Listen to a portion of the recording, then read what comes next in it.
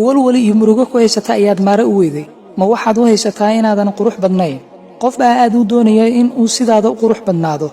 kuwa badan baa lixaadkoodii waayay haddana qanacsan ma waxaad rabtaa lacag badan boqolkiiba 30 dadka adduunka ku nool waa sabool qaar badan waxay ku nool yihiin $1 wax ka yar maalintii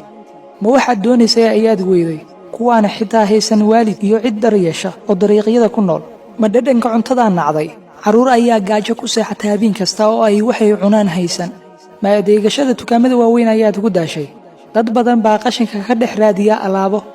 moobilka jabay miyaa la murugootay in badan baa mugdi ku nool oo iftiin korontaan arag noloshooda ma nolosha iska nacday bukaan badan oo ay ku xiran tahay oksijiinta neefta ayaa cusbitaalada jiifa wax kasta ku bixinaya si ay u sii noolaadaan ma shaqo ayaad weeday mise shaqadii aad haysatay ayaad nacday malaayiin ayaa shaqaysa 12 saacadood si ay u helaan hal waqti oo ay wax ku cunaan ma dadaal kasta oo aad samaysay darajo kasta oo aad heshay ayaad haddana deganaan maskaxeed weeday alle ayaa kuugu yeeraya inaad u noqoto oo camalo wanaagsan samayso